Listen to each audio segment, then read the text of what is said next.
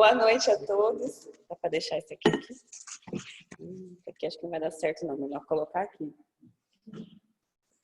Bom, boa noite a todos, bom dia para aqueles que se encontram no Brasil. Antes de mais nada, eu queria pedir um pouquinho de paciência, que a gente está se adaptando com algumas tecnologias novas. Essa é a primeira vez que eu estou aqui na frente, então estou aprendendo com todo mundo.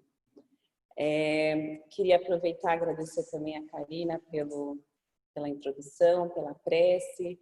Ela pediu permissão para os antecedentes dessa terra. Eu também gostaria de aproveitar e estender o meu agradecimento a todos eles que têm não só uma conexão muito especial, mas um carinho com esse país maravilhoso que nos acolhe. Então, a todos esses irmãos, muito obrigada. Gostaria também de estender as boas-vindas para aqueles que vêm pela primeira vez. É um prazer tê-los aqui conosco, que estão conectados em casa. Sejam todos bem-vindos. Nós somos o Centro Espírita São Francisco de Assis, daqui da cidade de Perth. E se você vem hoje pela primeira vez, por favor, converse conosco antes de ir embora. Nós temos livros que podem ser emprestados. Estamos sempre disponíveis para ajudar. E adoraríamos conhecer um pouquinho mais sobre essa história, sobre o que você vem buscar. Sinta-se abraçado. A missão no centro é acolher corações e fazer o bem. Então, eu espero que todas as noites que vocês venham, vocês se sintam acolhidos em casa ou aqui pessoalmente. Hoje a gente vai falar de um tema que me proporcionou muitas oportunidades de refletir. E eu gostaria de começar falando um pouco sobre essas reflexões. E antes de mais nada, eu gostaria também de agradecer aos meus amigos que se propõem a estudar o tema e vir aqui na frente. Parece que é algo bastante difícil você estar na frente, né, mais das câmeras agora, para falar de um tema que é um tanto quanto pessoal, porque cada tema toca o nosso coração de uma forma diferente. E é uma verdadeira jornada você estar aqui na frente, refletir sobre o tema e lembrar que nós todos somos iguais, que estamos numa jornada muito parecida. O Tico, nosso amigo, sempre fala sobre o título de facilitador, não palestrante, porque na verdade estamos todos aprendendo. E eu até tive a oportunidade de ouvir algumas palestras interessantes sobre esse tema. E o Haroldo Dutra, numa delas, ele faz com seu bom humor e alegria de sempre, ele fala sobre uma historinha de um palestrante, de um facilitador de um centro espírita que ao falecer acordou numa colônia. E ele acordou numa colônia, percebeu, né, que o seu padrão vibracional estava bastante baixo, ele estava meio caidinho. E aí ele viu aquele foco de luz maravilhoso entrando na sala, onde ele se encontrava na maca. E ele ficou olhando, a luz foi chegando mais forte, mas foi ficando mais forte, foi chegando mais perto. E ele olhou e falou: nossa, eu conheço a senhora ia no centro espírita que eu dava palestra, eu lembro, você estava sempre lá, eu adorava ouvir suas palavras. E ele perguntou assim para ela: nossa, mas a senhora está aí com essa luz maravilhosa, forte, reluzente, e eu estou aqui assim tão sofrido. O que a senhora fez? Qual foi o segredo? Eu ouvi as suas palestras e fiz tudo o que você falou. Então, o palestrante, às vezes, é o que mais precisa, é o que mais não sabe de nada, mas está tentando aprender alguma coisa. Então, eu queria agradecer a todos os meus amigos, que não só vêm aqui na frente fazer palestra, mas também a galera do Departamento de Tecnologia, que proporciona esses momentos especiais para todos nós. E como eu dizia, esse tema trouxe uma série de reflexões. E uma delas foi de um amigo muito querido que todos nós tivemos a oportunidade de conhecer semana passada, que é o Marcelo Falcão, trabalhador do Centro Espírita de Brisbane. E ele é um rapaz assim super bem-humorado, sempre falando do coração. E numa das palestras que eu fui, há muitos anos atrás, ele falou algo que realmente tocou o meu coração.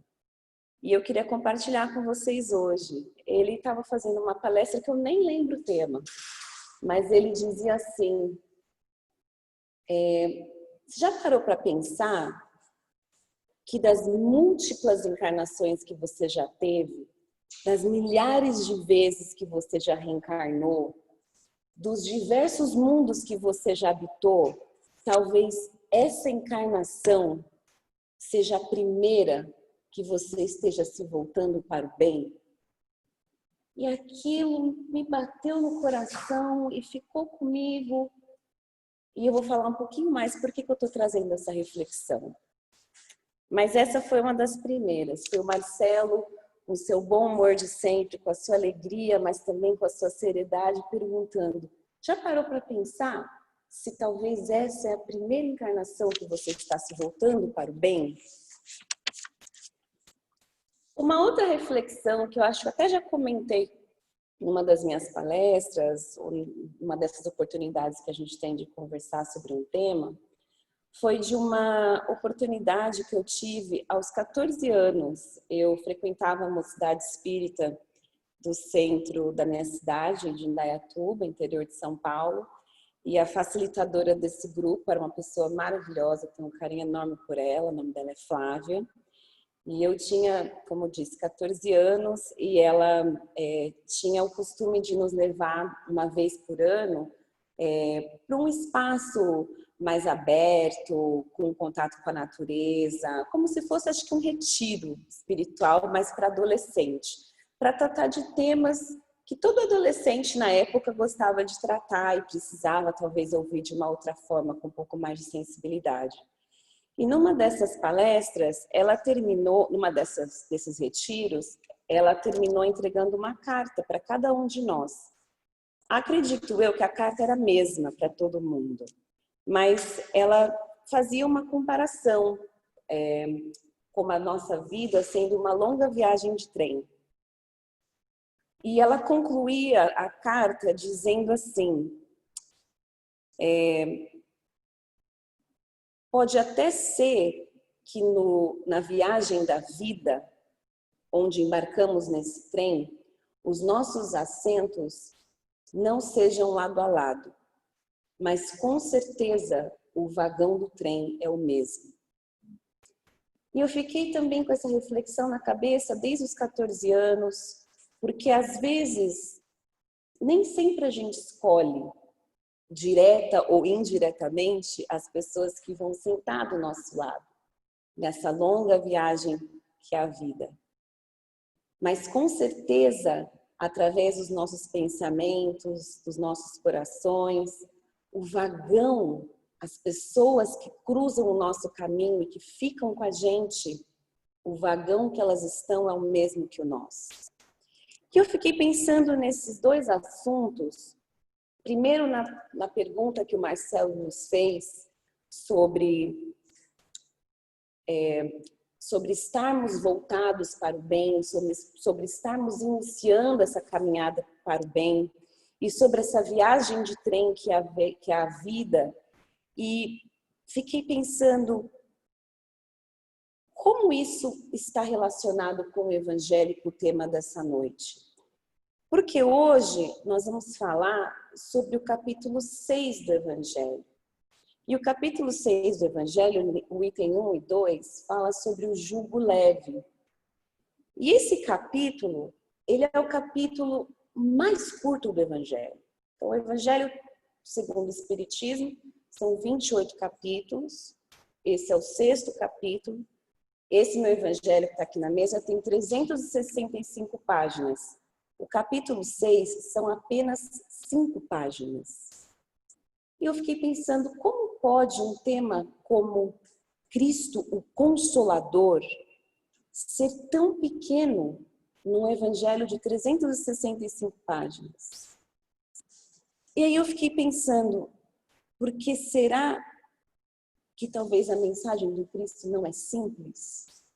E a gente que complica? Porque será que não às vezes estamos no trem e precisamos baldear e entrar num trem diferente para mudar o rumo das nossas vidas. Porque se estamos nos voltando para o bem, seja nessa encarnação ou uma recente, estamos caminhando com Jesus? Mais importante do que estamos caminhando com Jesus, estamos permitindo ser consolados pelo Mestre? Estamos permitindo que o Mestre nos carregue? Estamos permitindo que Jesus sente ao nosso lado na viagem do trem, para que juntos possamos caminhar? Às vezes nós achamos que o nosso trem da vida está indo em direção a Jesus. Jesus está no trem e estará do nosso lado, se assim nos permitir. E eu fiquei pensando um pouco mais sobre isso, e hoje eu queria quebrar um pouco de uma regra aqui do meu amigo Douglas, e eu vou contar o fim do filme. Quem aqui já ouviu falar dos Miseráveis? Por favor, já assistiram Os Miseráveis? Então, pode ser que eu não conte o fim, enfim. Eu assisti pela primeira vez recentemente, e eu fiquei refletindo bastante sobre o inspetor, que é esse que eu circulei aqui na imagem. E eu fiquei pensando, nossa, quantas vezes nós nos assemelhamos ao inspetor? E para mim o inspetor foi o símbolo da revolta no filme. E eu fiquei pensando, porque a história mais ou menos do inspetor, para quem não conhece, e quem que assistiu o filme me perdoe, mas eu vou contar uma parte. O inspetor passou a vida inteira, a sua carreira inteira, perseguindo alguém que estava no caminho do bem, que cometeu seus erros, assim como todos nós, mas que estava mudando o rumo da viagem de trem. Ele estava, pelo menos naquele momento, buscando entender e fazer o bem. E quantas vezes as nossas atitudes, quando percebemos o bem, quando entendemos o bem, é de nos revoltar contra ele. E eu adoro esse ator, inclusive, e eu, como não conhecia o filme, eu imaginava que no final o coração dele ia ser tocado pelas atitudes que o Jean Valjean estava tendo, né, buscando realmente fazer as coisas diferentes. Mas ele decide terminar com a vida. Eu fiquei refletindo sobre quantas vezes nós somos tocados pelo bem, mas nos voltamos contra ele. Ou talvez não temos a sensibilidade de perceber que não adianta nos revoltarmos contra o bem, ou nos revoltarmos contra Jesus. Porque se estamos caminhando com ele ao nosso lado, ou em busca dele, precisamos aceitar os momentos de dificuldade. E é sobre isso que o capítulo 6 do livro do Evangelho, o Consolador, fala nos itens 1 e 2. Ele fala sobre aceitar Jesus. Ele fala sobre se permitir ser consolado por Jesus. E ele começa falando sobre o jugo. E para quem não sabe o que é o jugo, eu precisei também reforçar um pouco a memória, pesquisar. E o Tico, há 2 ou 3 semanas atrás, falou um pouquinho sobre isso na sua palestra dele. Mas o jugo é esse aparato que é colocado entre os animais para que eles possam seguir um caminho, ou carregar uma carroça, ou arar a terra, enfim. E eu fiquei refletindo sobre esse aparato que é colocado e até busquei algumas definições de dicionário. Algumas que o dicionário me ajudou a pensar é que o jugo, ele talvez seja o resultado de uma força que exija que você se submeta. Porque quando o jugo está sobre o animal, ele não consegue, por livre e espontânea força contra o jugo, tirar esse aparato. Precisa ser retirado dele. Talvez os animais tenham uma lição importante para nos ensinar quando o jugo está sobre eles, que é a lição da humildade, porque ali está o jugo e com um pequeno incentivo, às vezes com força ou com delicadeza, eles seguem o caminho que é proposto. Então, quando nós falamos sobre o jugo que Jesus pede para nós refletirmos e utilizarmos, na passagem de Mateus, que está no Evangelho, que está na Bíblia, ele começa dizendo da seguinte forma: vinde a mim, todos vós que sofreis e que estáis sobrecarregados.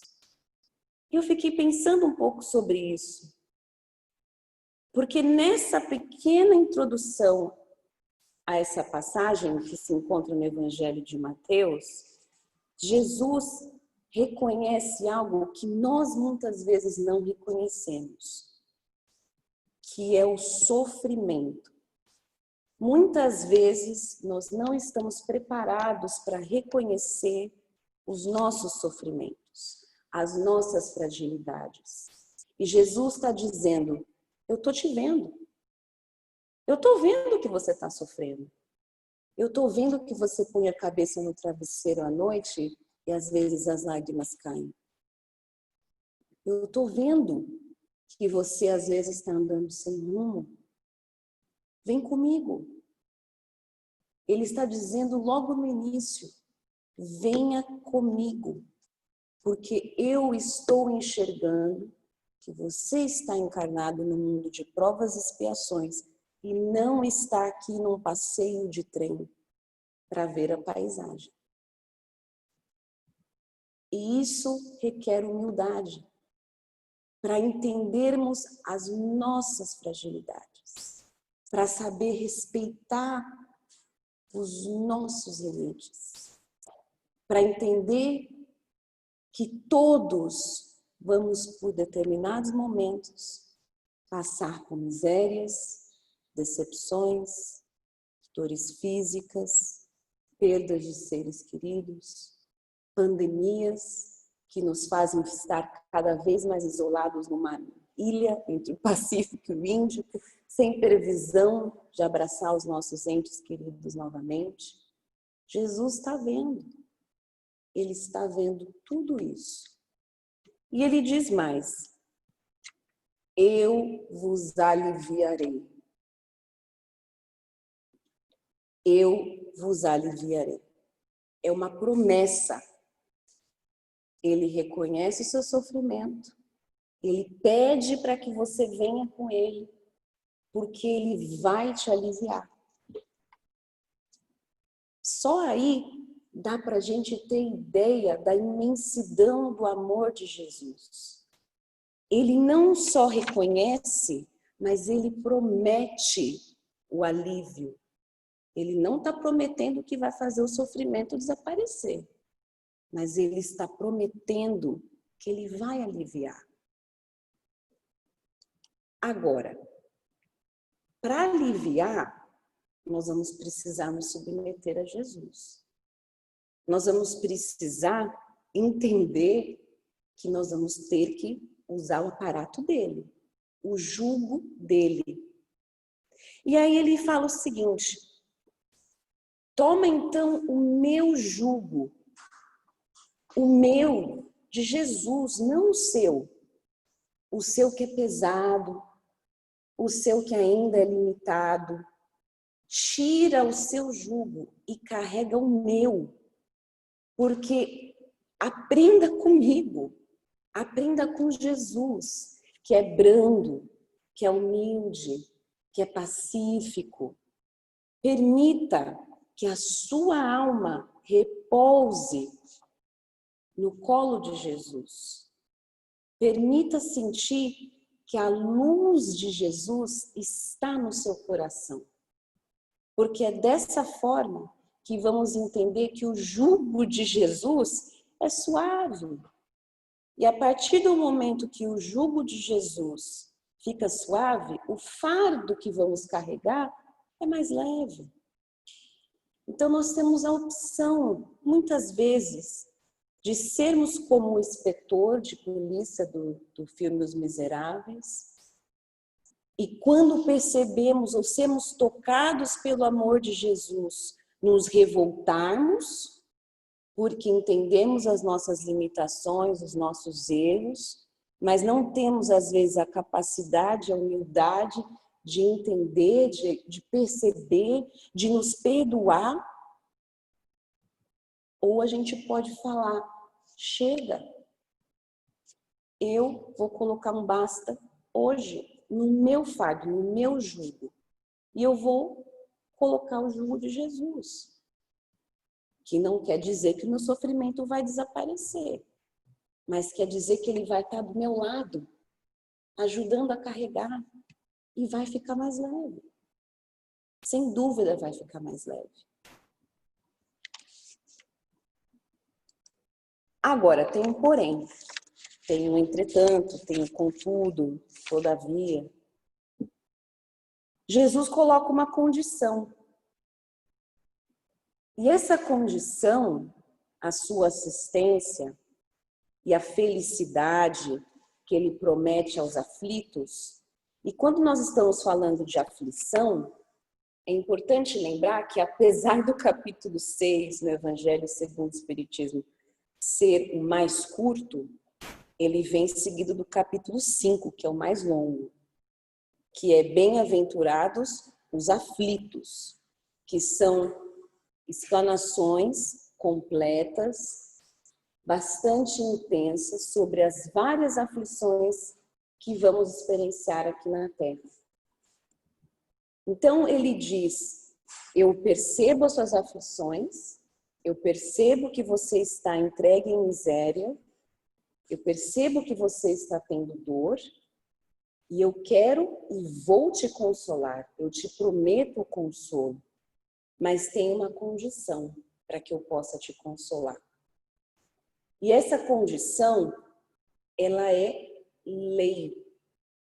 E veja bem, quando falamos de lei, não estamos falando de Jesus, estamos falando de Deus Criador. Jesus, como um dos espíritos mais evoluídos, se não o mais evoluído que já conhecemos, que aqui na Terra encarnou, também era sujeito às leis. Ele veio nos ensinar, nos exemplificar a forma como vamos viver e como devemos viver as leis. Mas ele não vai infringir as leis. Ele não vai, de forma alguma, achar que o seu sofrimento é maior do que as leis que Deus criou. Então, para conseguirmos colocar o fardo de Jesus, para que consigamos, então, entender e trocar o nosso jugo, precisamos aceitar que até Jesus precisou seguir as leis divinas. E para nós não vai ser diferente. Portanto, o jugo de Jesus, para caminharmos com esse jugo mais leve, que o fardo fica tão mais suave, nós devemos observar a lei do amor e caridade, que é lei divina. E aí a gente pensa, mas eu achava que caridade era aquela coisa que a gente precisa fazer, o amor, aquele sentimento que a gente precisa sentir. É lei. É lei, assim como as outras leis que nós vamos estudar um pouquinho mais para frente no Livro dos Espíritos. Essa é a lei 11 de justiça, de amor e caridade. Então, amar e ser caridoso é entender, subjugar-se, aceitar a lei divina que Jesus veio exemplificar. E eu queria finalizar minha palestra de hoje com duas reflexões. A primeira é de uma historinha que Haroldo também conta numa de suas palestras, e ele fala assim, que 2 espíritas desencarnaram, sempre é espírita, né? O espírita desencarnou, amigos, trabalhavam no centro espírita, fizeram a caridade, fizeram o amor, fizeram tudo que tinham direito. E aí eles acordaram no plano espiritual e estavam na frente do nosso lar. Então, viam os portões majestosos do nosso lar. Falou, poxa vida, agora a gente só precisa entrar, já estamos aqui na porta. E aí foram caminhando, chegaram na fila para entrar no nosso lar. E aí um deles virou para ele e falou assim, não, a gente não devia nem estar nessa fila, a gente é espírita, né? A gente já fez a nossa parte, né? A caridade aqui é fichinha para nós. Eu vou lá falar com o porteiro, porque eu tô achando que deve ter uma outra entrada que a gente tem acesso, né? E aí ele falou, não, fica aí na fila, guardando o nosso lugar, caso esteja algum engano, mas se bobear, eu venho aqui te buscar para você entrar comigo pela porta dos VIPs. E aí ele chegou lá na frente, era justamente o ministro Clarencio, que estava lá na porta, e ele começa a conversar com o Clarencio e fala, viu, Clarencio, eu tô achando que o senhor está com a ficha errada aí, porque a gente está numa fila absurda aqui, parece até que estamos pegar algum benefício, e enfim, só queria confirmar mesmo que essa é a fila que a gente tem que aguardar. E o Clarencio vira para ele e falou, não, senhor, é isso mesmo, o senhor está na fila, como o senhor está vendo, vai ter que, por favor, voltar para o final, nós estamos processando aqui, logo vai sair o seu visto de entrada para o nosso lar. E aí ele falou, puxa vida, vou ter que voltar lá e falar para o meu amigo, né? E aí ele vira para trás e vê a primeira pessoa que está na fila para entrar no nosso lar. Ele fica olhando assim, oh, nossa, a senhora tem um rostinho familiar, acho que eu conheço a senhora. Aí ele falou, é mesmo, meu filho, o senhor me conhece? Eu estou achando que eu conheço a senhora. Como é que é o nome da senhora mesmo? Olha, lá na terra eles me chamavam de Madre Teresa, mas você pode me chamar só de Teresa mesmo. Então, a gente às vezes acha que a gente está fazendo um monte, que a gente está na fila do VIP, a gente está lá no final. Claro que cada passo é importante, claro que cada ato conta, mas precisamos saber o nosso lugar. E saber o nosso lugar é também construir uma relação com Cristo, para entender que sem Ele nada podemos, ou podemos muito menos. E uma outra, para terminar, que também, se não me engano, foi do Haroldo ou Rossandro, um deles, e ela fala do Chico, e ela falava assim, que Chico, na cidade de Votuporanga, existia um espírita, muito amigo do Chico, e o Haroldo uma vez foi visitá-lo, e falou, olha, você conviveu com o Chico tantos anos, eu queria que você me explicasse um pouco como é que era, né, estar com o Chico e tal, questão de curiosidade, luz divina, Chico trabalhador, aquela coisa toda. E aí esse espírita que viveu muitos anos com o Chico falava, olha, tem tanta história, não dá nem tempo para ficar contando todas as histórias, mas tem uma que eu achei interessante. E ele falou, mas qual que é? Conta para mim. Uma vez estávamos nós na cidade de São Leopoldo e o Chico conhecia todas as criancinhas de uma determinada comunidade muito pobre pelo nome. E ele, alguns devem ter visto isso, e ele resolve encher o saco de bala, pegou um saco de bala, encheu os bolsos de bala e saiu para essa comunidade e entregava uma bala para cada criança. E falava para a criança pelo nome, perguntava da família, com toda a paciência. E eles começaram a caminhar com o Chico, achando que ia ser uma caminhada curta, né? Vou apenas ver algumas crianças, né? Colocou meia dúzia de bala no bolso, aqui vai acabar rápido. E eles caminhando com o Chico por horas, e o Chico dando bala, e dando bala, e dando bala, e dando bala. E a belo momento ele pergunta assim, Chico, da onde... Ele ficou pensando, né? Mas não perguntou. Da onde você está tirando tanta bala? Mas ficou com vergonha, não perguntou para o Chico. Porém, ele teve coragem para perguntar uma outra coisa. Chico, eu estou aqui caminhando há horas com você. Como é que você sabe o nome de todas as crianças pelo nome? E aí ele fala, quem ama lembra. E aí Haroldo conclui a sua palestra dizendo, esse era o Chico, imagina Jesus. Então lembre-se, quando você achar que está sozinho, tem uma bala de Jesus esperando por você. Ele ama, consola e nos abraça a todos os momentos.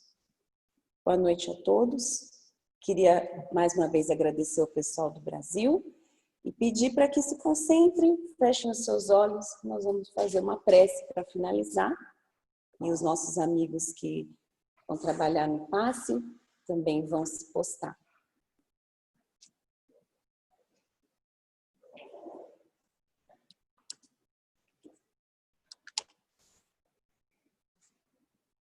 Eu gostaria de convidar a todos para acalmarem seus corações, para sentirem que do seu lado, o seu mentor ali está, derramando sobre ti as bênçãos, as forças, a coragem que necessitamos para continuar a caminhada com Jesus. Obrigada, Pai, por nos permitir esse encontro. Obrigada pelo amparo que recebemos dos amigos espirituais da Casa Espírita São Francisco de Assis. Obrigada, Pai, por ter nos enviado o seu Filho Jesus, nosso irmão, que tanto exemplificou, que tanto nos mostrou o caminho a seguir. Que na noite de hoje possamos talvez nos sentir um pouquinho mais fortalecidos, um pouquinho mais próximos do nosso relacionamento contigo e com Jesus. Oramos, Pai, por aqueles que não puderam estar aqui conosco, por aqueles que estão passando por situações de sofrimento, por aqueles que são lembrados nesse momento em nossos corações, que eles possam também ser abraçados, que esses bálsamos de luz possam recair sobre eles. Luz, Pai, quanta luz nesse ambiente, descendo sobre nós, vibrando em nossa mente. Quanta luz, quando assim em prece, como a alma cresce aos olhos de Jesus. Quanta luz, pois em oração, a voz do Mestre querido fala em nosso coração. Quanta luz, Pai. Quanta luz.